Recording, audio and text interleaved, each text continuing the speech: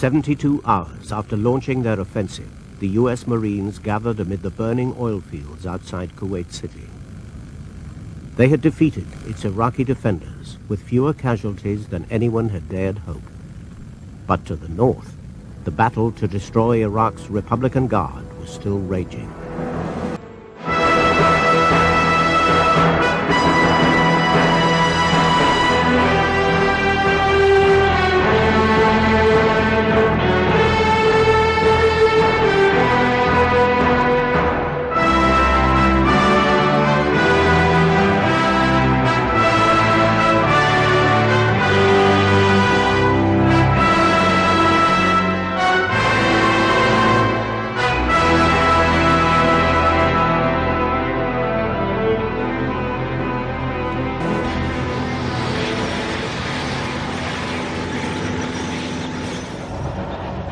Destroyed Iraqi tanks lined the road into Kuwait City.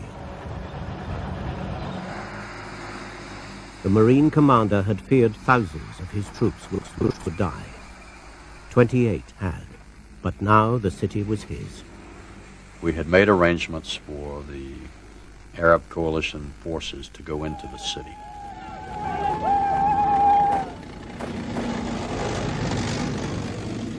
And I was sitting there getting a little restless and wondering, okay, what are we going to do? I'm tired of sitting here, so we drove into the city. And the outpouring was something I'll never forget. I don't know where all the people came from.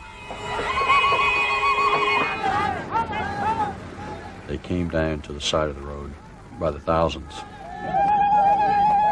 And they had Kuwaiti flags, and some had American flags.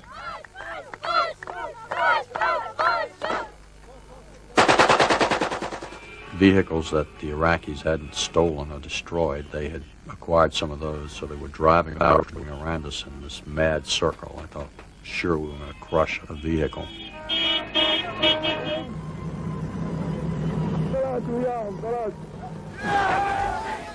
What they were saying was, God bless you, America, God bless you. You know, we love you.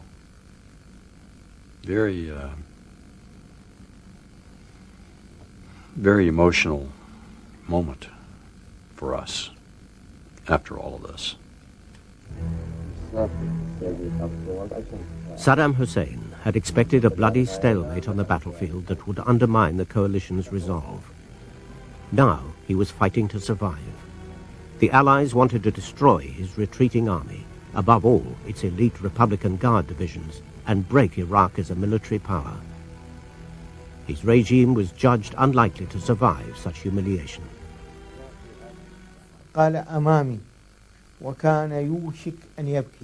He sat in front of me, and he was almost in tears. Not crying, but almost in tears.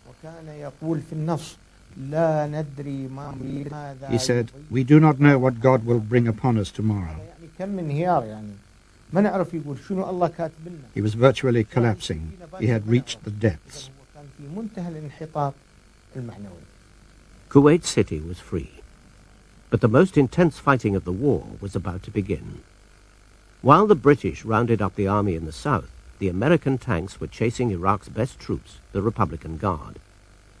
Except for a rear guard, they were retreating, but the Americans were determined to destroy them. We never once said to anybody, your mission is going to be complete as soon as we kick the Iraqis out of Kuwait. That was not what we told our forces. We said to our forces that we wanted to close with and destroy the Republican Guards. The Iraqi rear guard prepared for battle. As the Americans advanced, scores of tanks from the Republican Guard's Medina division were dug in along a low ridge. The defensive line stretched for 6 miles. What happened next became known as the Battle of Medina Ridge. I know there's enemy out there, but I don't know where the heck they're at. And then, boom, we were in it.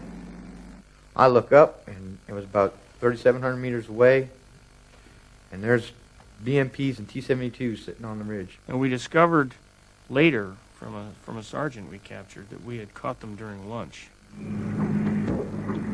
Old Brigade online, within 3 seconds, had let loose with their first rounds.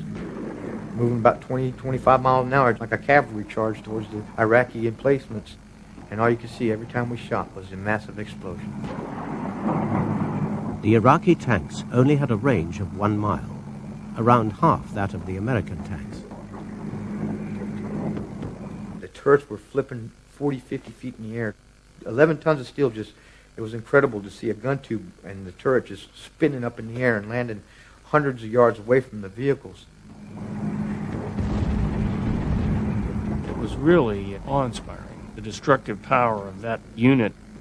And I distinctly remember you have this feeling in the pit of your stomach about the power that thing has and it can bring to bear. We took prisoners, very few, at Medina Ridge. Very few. I saw 3. And in the desert, you could see for miles. Most people I saw were dead. Later on in the battle, when I rolled up there was pieces everywhere. I have never seen such destruction in my life. I was just shocked that people can do so much devastation in such a short period of time. In all, 300 Iraqi tanks and armored vehicles, together with their crews, were destroyed along the 6-mile front. 1 American was killed. Nothing stood between the retreating Republican Guard and destruction. A radio message told Saddam Hussein of the defeat.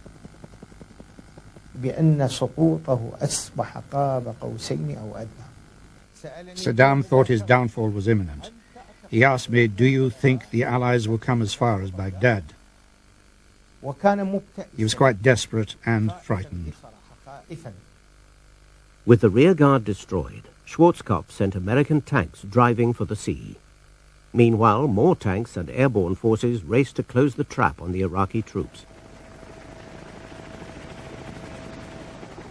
60 helicopters from the American 101st Airborne Division leapfrogged 100 miles deep into the Iraqi desert.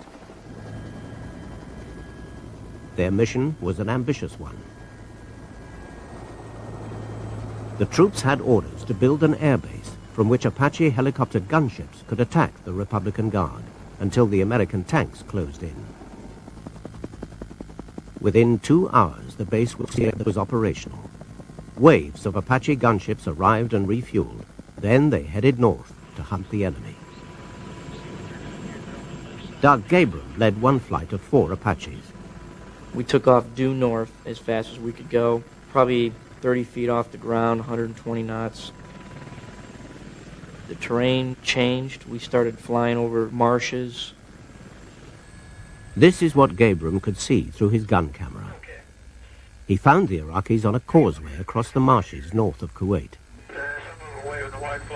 We saw people, dismounted infantry. I'd see the AK-47 raised with the white flag on it. Initially, I didn't fire. My chalk 2 or 3 would say, "Hey, the guy's shooting at us.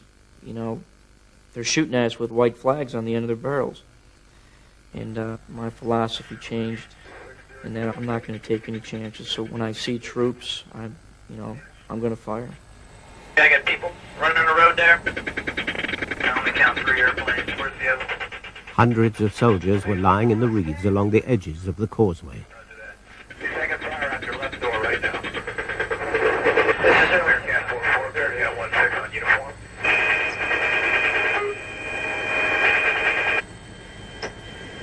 And scratch 1, BMP. Taking fire. As Gabram continued down the causeway, an American pilot who'd been shot down and was parachuting to the ground put out an emergency broadcast.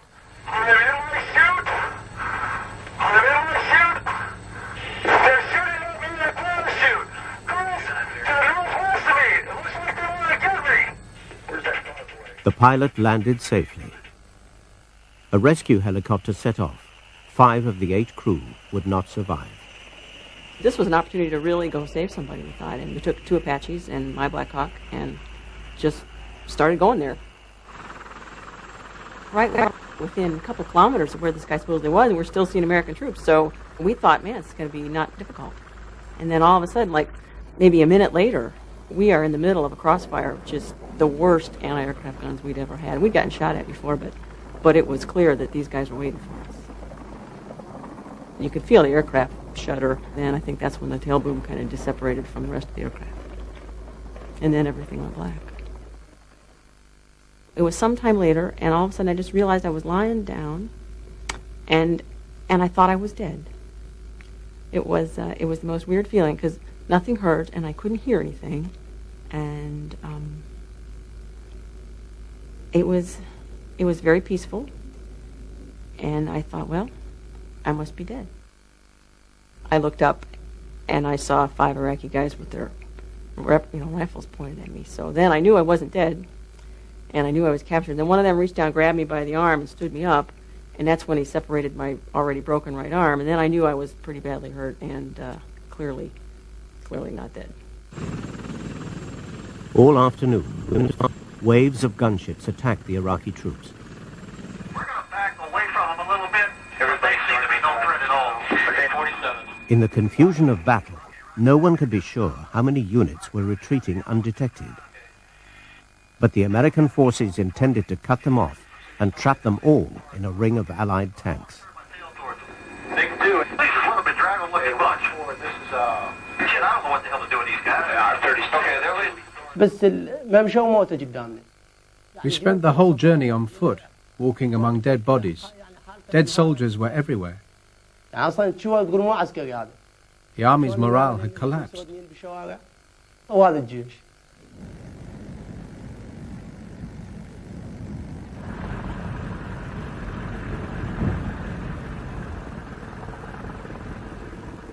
It doesn't seem like this third war. I just feel sorry for them. And when you throw out food, they all run. And it doesn't seem like they want to fight. 70,000 had surrendered. The Americans no longer bothered to guard them. They just sent them to the rear. Thank you very much. Thank you very much.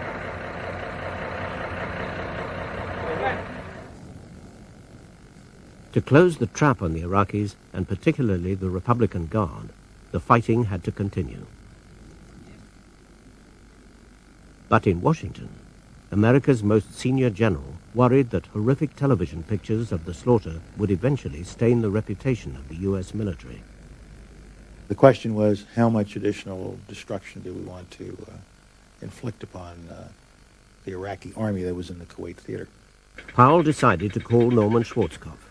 It was 7 a.m. in Washington, 3 p.m. in the desert. Colin said to me, "What are your plans?" My response to him was, we plan to continue to execute the operation and continue to drive towards the sea, east towards the sea. And he then said to me, "How long would that take you?" And my response to him was, it will take until the end of tomorrow. So we could cease fire tomorrow evening at dark, and we would have completely accomplished the plan. Sitting in the Pentagon, Powell knew this meant another day of killing. The president had to make a decision. After talking to Schwarzkopf, I went over to the White House. I took the president through the situation on the ground. I pointed out that we were starting to see some scenes that were unpleasant. And we were in the window of calling an end to it so as that there was not unnecessary additional loss of life on the part of American and coalition forces or on the part of Iraqi youngsters. Colin said, we basically have done it. We have destroyed the Republican Guard. We have expelled them from Kuwait.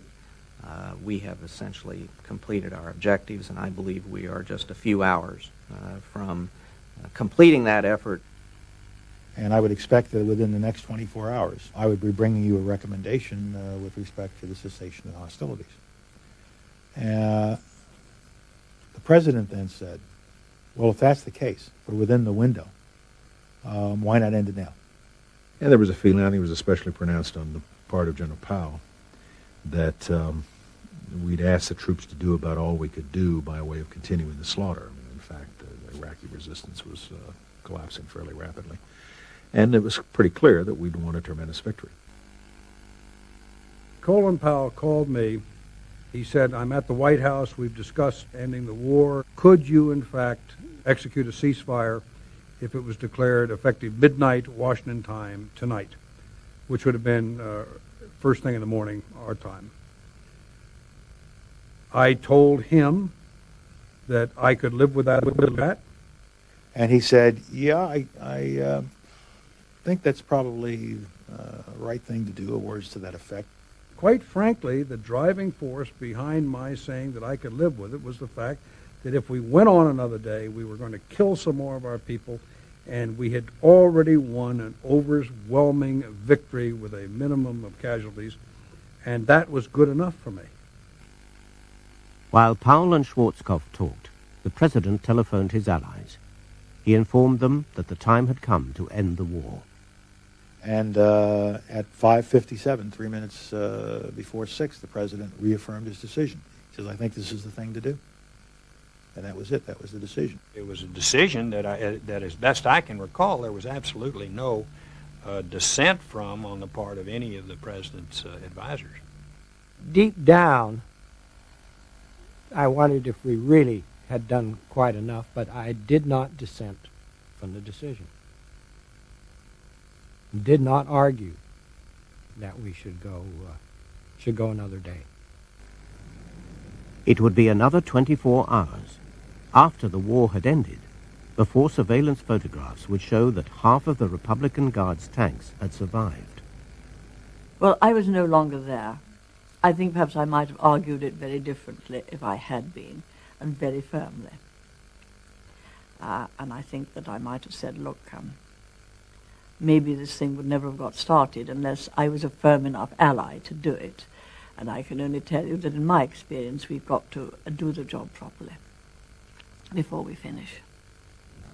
In the war room, there had been no thought of a ceasefire. After 6 months of planning, the next day would see the Iraqis trapped. General Schwarzkopf walked into the war room, and he said, we are going to have a ceasefire. Well, I thought that he was jesting. So I said, that's bullshit. So he says, no, I'm serious. We will have a ceasefire. So I said, we have not accomplished our mission. Why is it that we're going to stop what we set out to do and stop the war? And General Schwarzkopf says, Cal, God damn it, the President of the United States has made a decision to stop this war.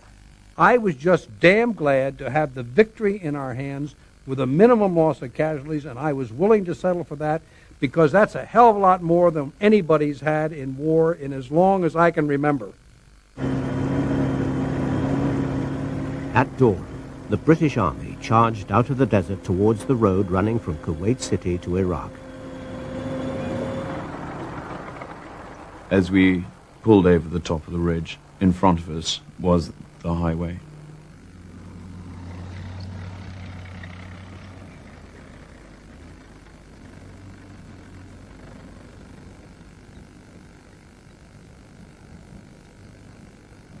And we'd seen dead bodies before, but it was in the next few hours that once you were actually in and among it for the first time, walking around, clearing your positions or whatever, that's when it started, they actually came across of how much carnage there was there. None of these pictures appeared until after the war, but they were the scenes the men in the White House had anticipated as they weighed the political risks of continuing the conflict. The British troops called the road by the name the pilots had given it, the Highway of Death. There was a young Iraqi soldier who was lying in the back of the car. He had very brown eyes that were open and staring, and he had a peaceful look on his face. It wasn't until you looked a bit closer that you realized that he was missing a hand and part of his leg had been blown off. It seems likely that 10,000 Iraqi soldiers died in the 6 weeks preceding the ground attack. 5-6. Another 10,000 died in the 4 days of the land war. There was a lot of civilian equipment that had been stolen from Kuwait City. For me, the thing that I found most distressing was the smell of cheap perfume, this sweet, sickly smell. I was ready for the smell of war, but I wasn't ready for the smell of kind of everyday life and normality. I felt there was an immense sense of evil there. I mean, I detested being there. And for 3 days that we actually sat on the highway, I hated it. And it enveloped me more and more and more.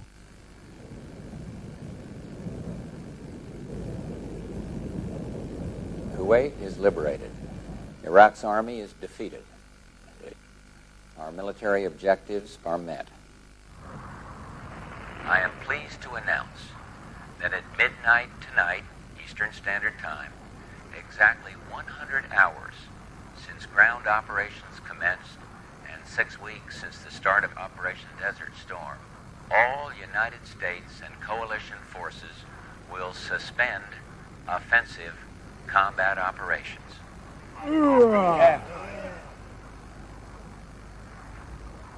3 hours later, the fighting stopped. Iraqi intelligence monitored the president's announcement. I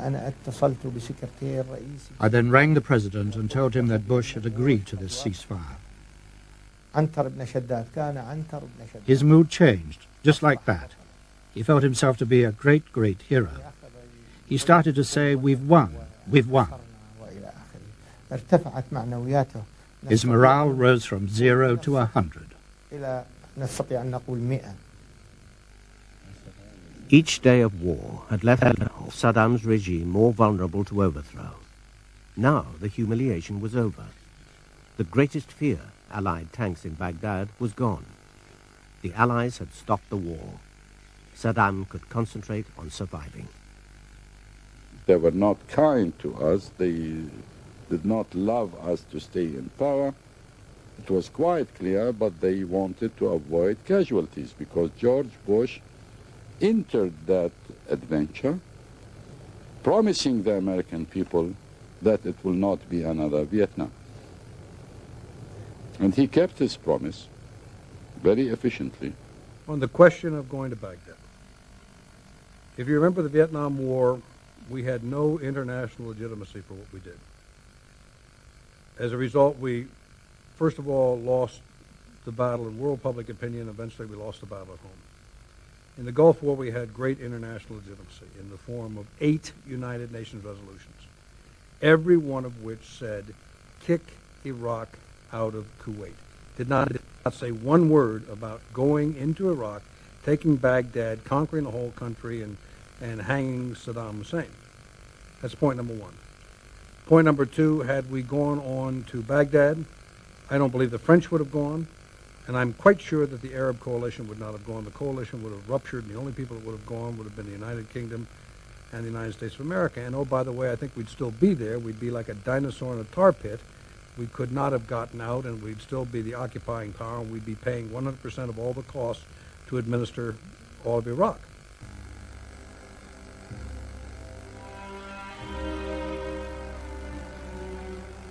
Two days after the ceasefire, a brigade of Republican Guards returning to Iraq fired upon the 24th Infantry Division. The Americans replied with overwhelming firepower. 7 months after Iraqi forces marched into Kuwait, the last battle had been fought.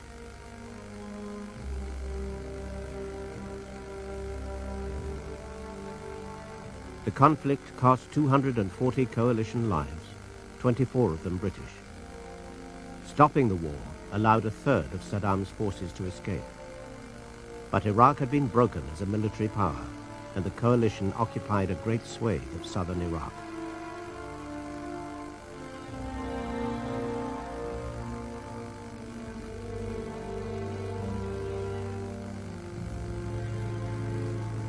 The Allies judged Saddam Hussein would now be toppled in a palace coup. Instead, another more terrible and more desperate war was about to begin.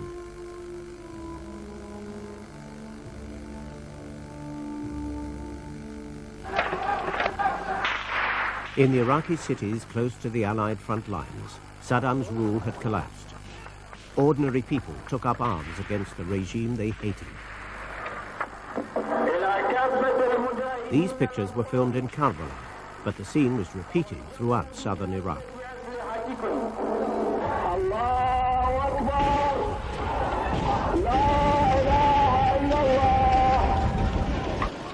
The rebels were predominantly Shia Muslims. They formed the bulk of the population in that part of Iraq.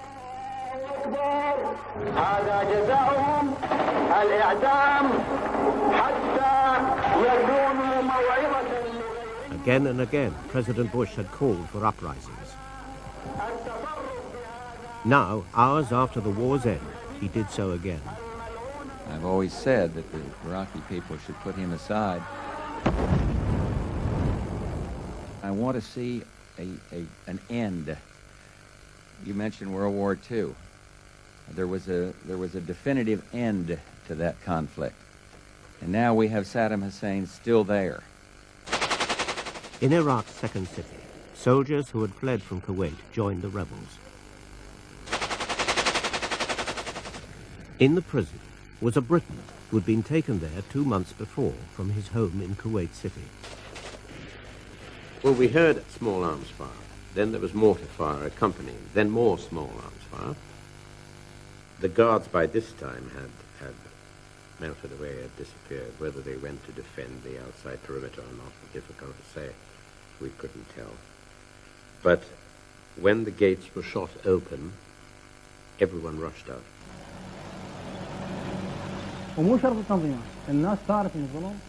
It wasn't organized opposition. People just rebelled against oppression, cruelty and starvation, against the executions and detentions. There was very cruel injustice, and people rose up to overthrow this regime. The revolutionaries had taken command by this time. There wasn't any doubt that the police and the army were not in control.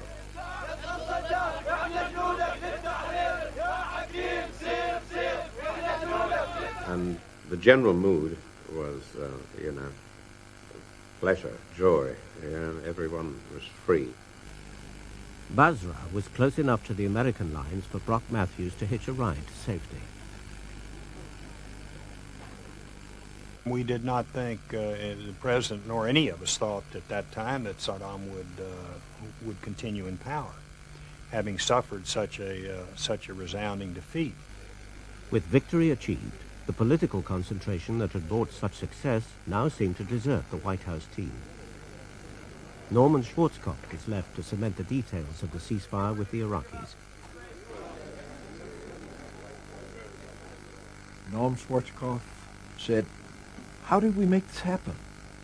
What do we do?" And we had a State Department representative in our war room, and we said to the State Department representative, "What is it we're supposed to do, Mr. State Department rep?" And the State Department rep gave what we call the Iraqi salute. He didn't know. I had no instructions whatsoever, so lacking any, and based upon the conversations Cole and I had had, I called my stenographer in and dictated my own terms of reference, and then I called up Cohen and said, "I'm going to send these to you. If you all approve, then send them back to me, and this is what I'll do." The Pentagon changed happy to glad, we to they, and put in a few fixes, gave it to the State Department, and the State Department changed a couple of words and sent it back to us and says, "Use this." Schwarzkopf decided that the talks be held in coalition-occupied Iraq, near the town of Safwan. The Iraqi leadership wanted a deal that would return their captured territory and, above all, allow them to crush the rebellions without fear of Allied troops intervening. Schwarzkopf's objectives were simpler. I went to Safwan with my own instructions, which basically, number one, was to get our POWs back, and then number two, to make sure that we had very, very clear lines drawn so that we didn't have any inadvertent battles after that. A pair of Apache gunships hovered over the Iraqi convoy. Just hours before, Saddam had personally briefed the Iraqi generals arriving to meet Schwarzkopf. Saddam wanted to consolidate the ceasefire in any way he could, and he ordered his officers to give any information they had about the minefields and the prisoners of war. He didn't want to give the West any excuse to resume fighting. He wanted to sign a ceasefire agreement at any price.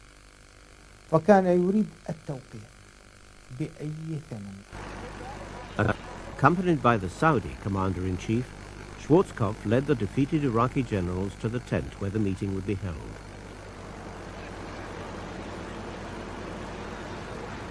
Once the talks got underway, Schwarzkopf got everything he wanted. But so did the Iraqis. What they were most concerned about was that this was going to be a permanent border.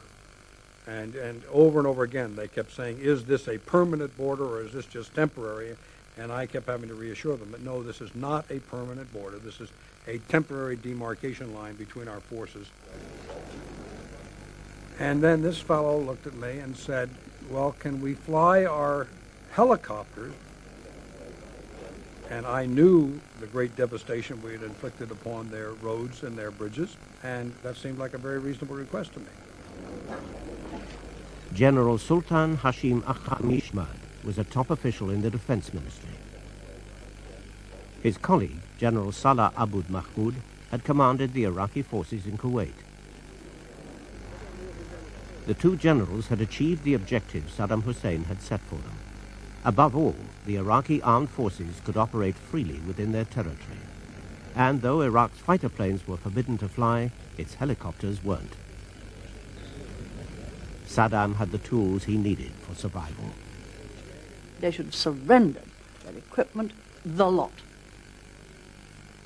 When you're dealing with a dictator, he has got not only to be defeated, well and truly, but he's got to be seen to be defeated by his own people, so that they identify the privations they've had to go through with his actions. And we didn't do that. I think what we should have insisted upon is Saddam Hussein come to Safwan.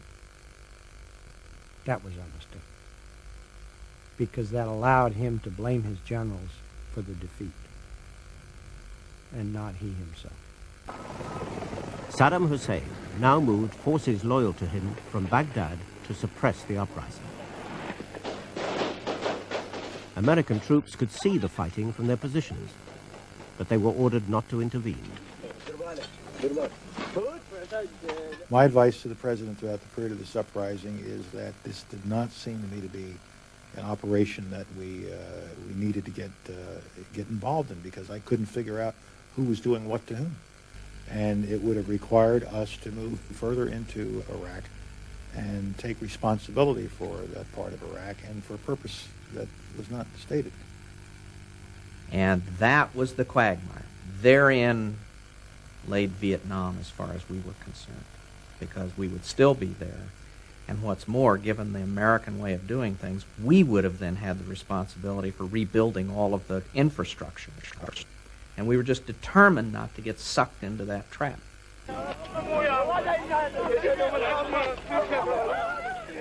Inside Iraq, as each rebel village and town fell, there were terrible reprisals. Some estimates put the dead in the tens of thousands.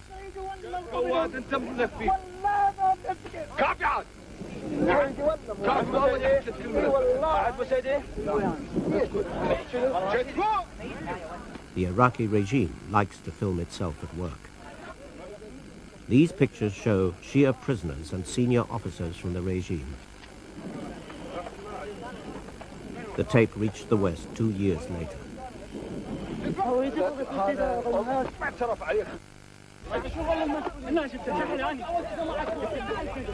The Americans did not interfere. Therefore, it took us only a few days to recover from the surprise, to reorganize our troops, reorganize our resources, and impose peace and order in the southern governors. It took us 2 weeks to do that. Just a few miles away, 500,000 coalition troops began to leave Iraq. After months in the desert, they were returning home.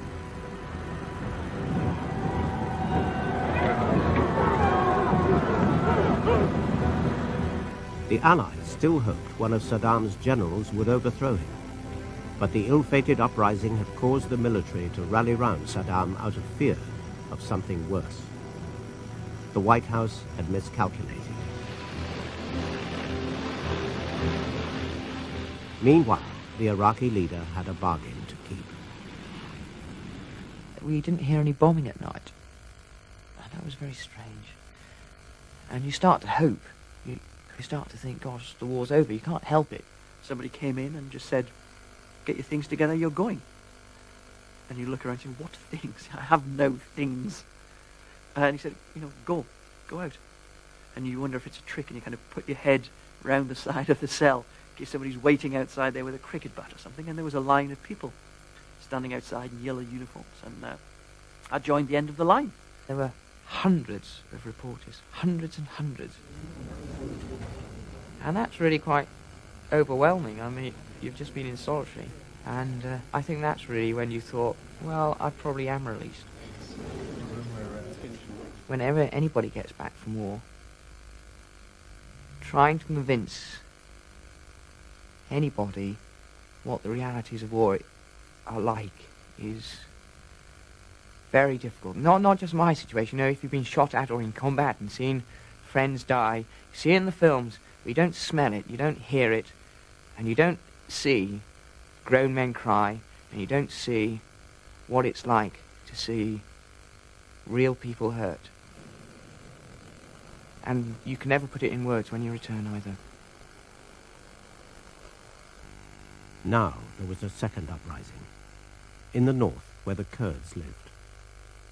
Saddam had used chemical weapons to suppress previous revolts there, but the Kurds sensed weakness. The secret police headquarters in Sulaymaniyah was one of the regime's nerve centers. For years, Kurdish guerrillas had fought for independence. Now they united with mutinous troops and attacked.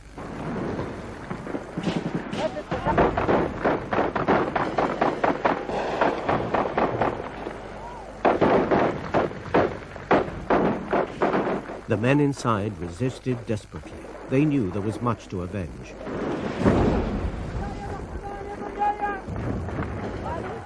As night fell, the gates were stormed. A Kurdish teenager educated in Britain was there. He and his friends had listened to President Bush on the radio. When George Bush said that he would back up a people's revolution in Iraq, then they thought, that's all we need. That's all we wanted to hear, so they just did it. In the morning, the local people flocked to the burning building. Many were hoping to learn what had happened to family and friends who'd been imprisoned there. Some of Mustafa Aziz's school friends were among the missing. We were really scared because of this, death camp which had been known that anyone who'd enter would never walk out again.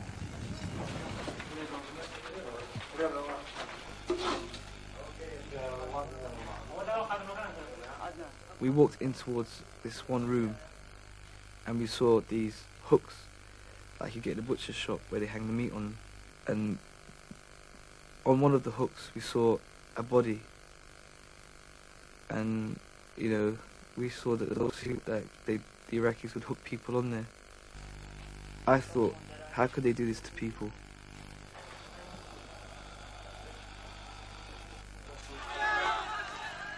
There was bodies everywhere. Iraqi security officers all dead on the floor. It was raining as well at the time, and all the puddles would be just blood.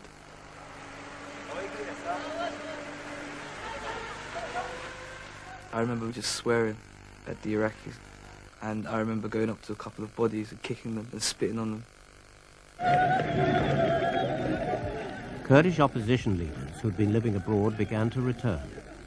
Sulaymaniyah was the heartland of the party run by Jalal Talabani. The Kurdish politicians wanted to trigger a coup against Saddam. They hoped a new Iraqi leader would let the Kurds run their own affairs.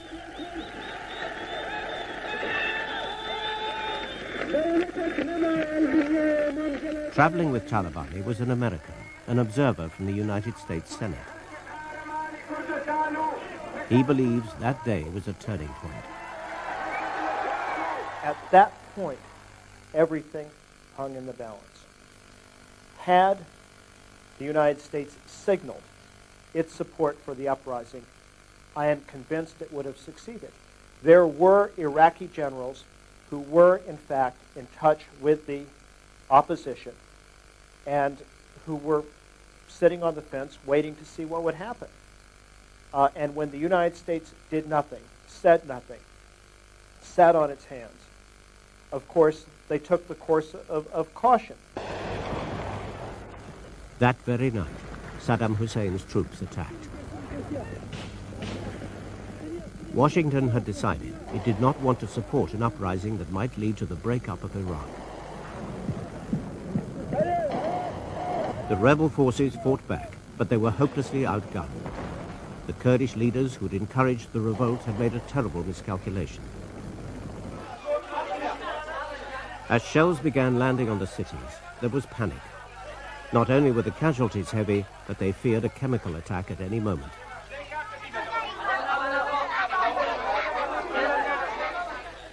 Refugees brought terrifying stories about the behavior of the advancing troops. Anyone over 15, anyone that was capable of carrying a gun, they shoot.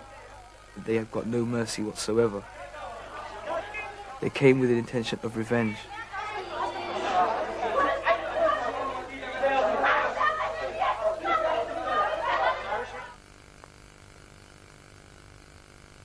I do not want to push American forces beyond our mandate. We've done the heavy lifting. Our kids perform with superior courage, and they don't need to be thrust into a war that's been going on for years. The Iraqi forces advanced relentlessly, and the cities of Kurdistan emptied before them. 1 million people were on the move. They headed for the mountains, trying to reach the safety of the Turkish and Iranian borders. When George Bush said that he didn't want the American military interfering in this, the Kurds got scared.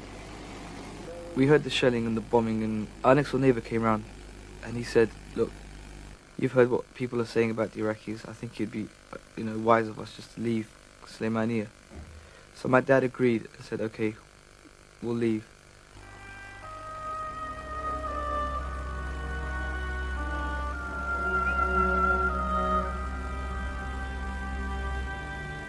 It reminded me of refugees leaving Paris in June 1940, just ahead of the German army.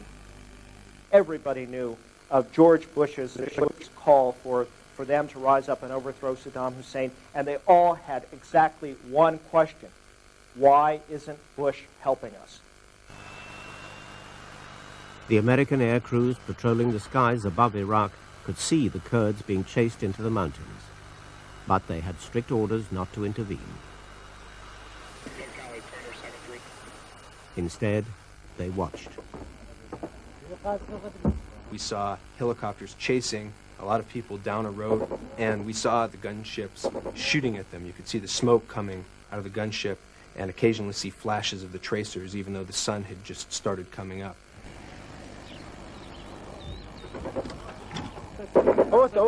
Everybody started to panic. I was just shocked, staring at the helicopter, and there's this bright light, a little smoke coming out, and then this red thing would just fly towards the mountain, hit the cars. Their intention was to kill us. We felt frustrated in the fact that we couldn't help the uprising that was going on the ground for whatever political reasons that were above our rank. And best we could do is report what we saw and eventually hope that it was taken care of.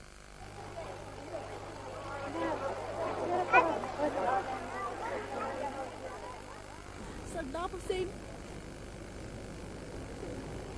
bombing, bomba, helicopters destroyed us. I don't know. They saw this, but they don't know why. We are human like you.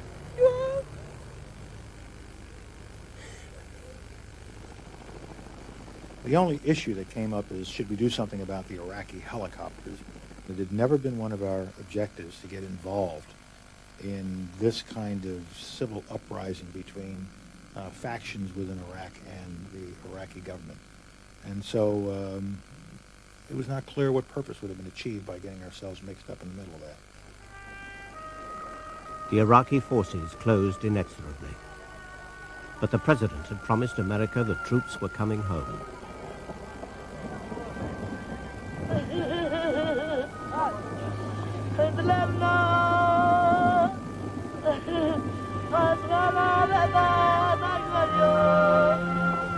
The British wanted to set up safe havens for the Kurds, but the president refused.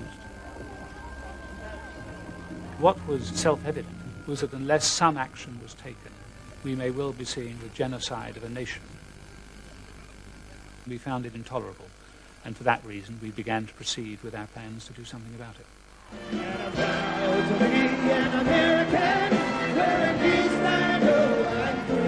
America and the president were celebrating.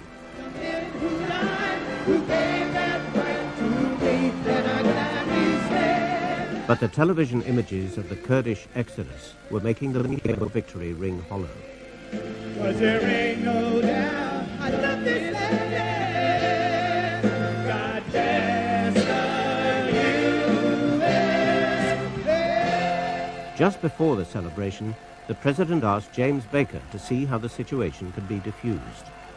We did not want to take on the responsibility for having to create a safe haven there. And if it was going to be enforced, it wasn't going to be enforced by others. It was going to have to be enforced by Uncle Whiskers, and we really didn't want to do it. Baker's public relations team suggested a visit to the Kurds. As we were flying along, we all of a sudden saw a whole sea of people camped out in the mountains, and this was early spring when it was quite cold. We landed there, and then we took four-wheel drive vehicles up the mountain. There were 50 to 75,000 people in this little valley. Every piece of ground had a little tent or a makeshift shelter on it, and they'd cut down all the trees for firewood. And they were drinking out of the mountain streams, and some were barefooted. Baker was able to spend only 7 minutes on the ground before security men hustled him away. But in those minutes, he saw and heard enough to be sure this was not just a humanitarian nightmare. It also had the potential to become a political disaster.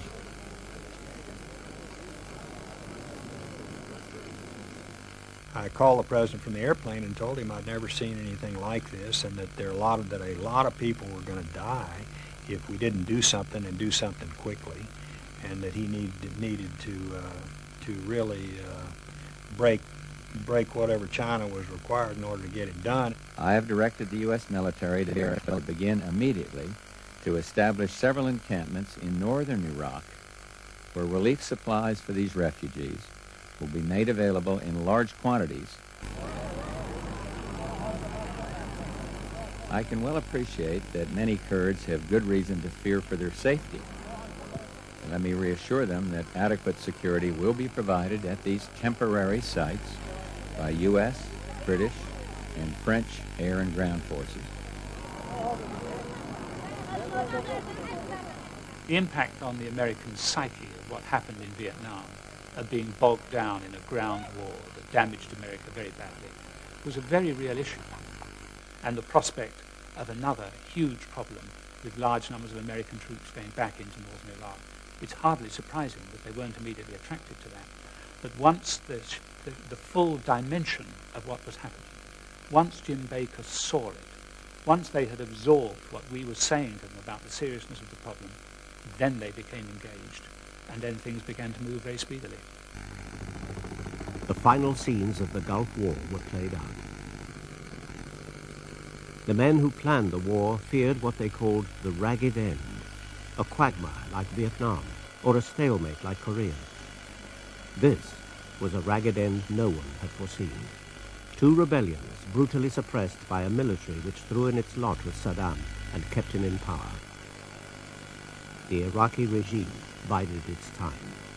We decided that enough is enough. Let's withdraw our forces, our security from there.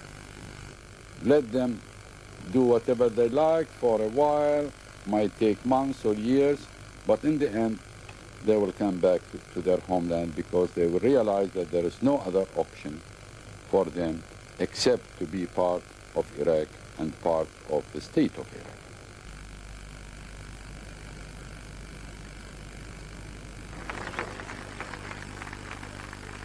Two weeks after the liberation, the Emir of Kuwait returned to his country.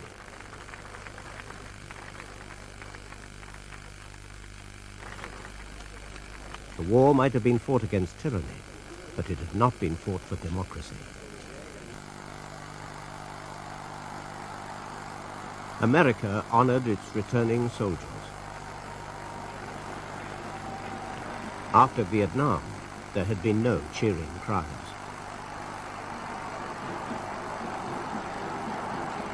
But the Gulf War allowed the American military to rediscover their sense of pride and purpose. General Freddie Franks, who led the attack on the Republican Guard, had lost a leg in Vietnam. For him, this day ended a 20-year journey.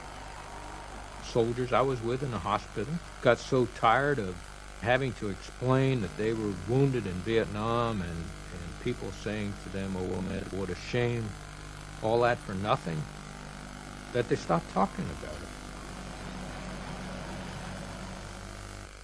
it. After it was all over,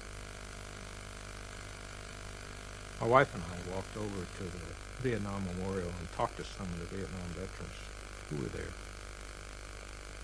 And I said to them, hey, this one's for you too. The Gulf War did not erase the shadow of Vietnam. As Bosnia was to show, America would remain reluctant to become the world's policeman. But the American people were once again proud of their soldiers. For a time, America proclaimed a new world order. It was to prove too grand an illusion. But nonetheless, the generals had confounded those who forecast disaster.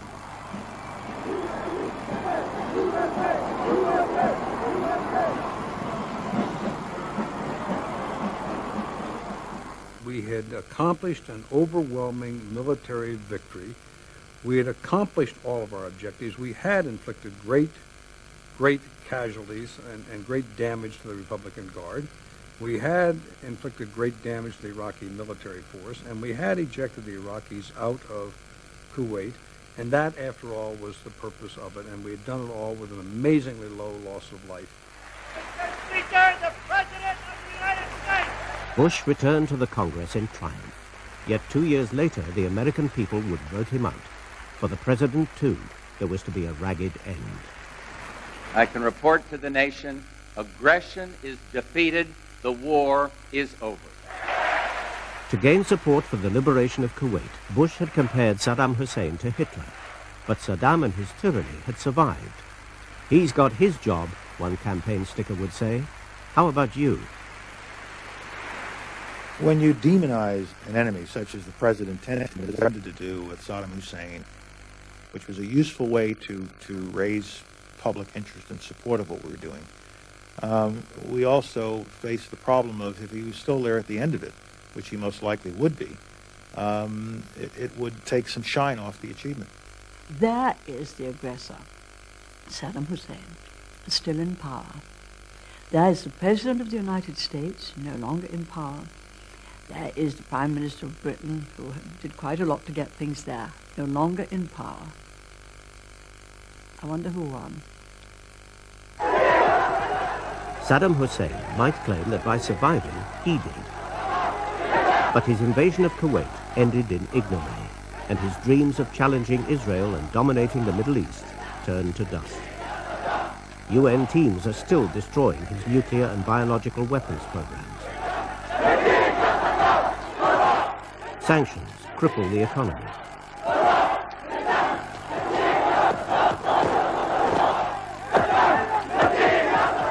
All that remains is defiance. As long as we are alert and observant, Saddam Hussein is not a threat to his neighbors. He's a nuisance, he's an annoyance, but he's not a threat. That we achieved. It was never our objective to get Saddam Hussein. Indeed, had we tried, we still might be occupying Baghdad. That would have turned a great success into a very messy, probable defeat.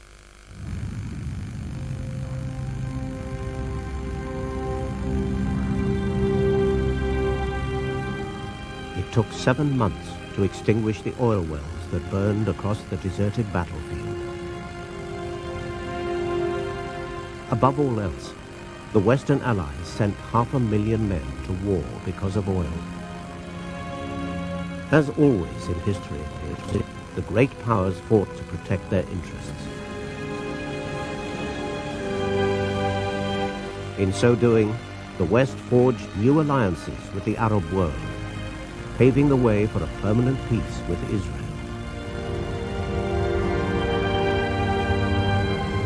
And wars must also be measured by what they prevent. A dictator had invaded one country and was threatening to convulse the whole of the Middle East.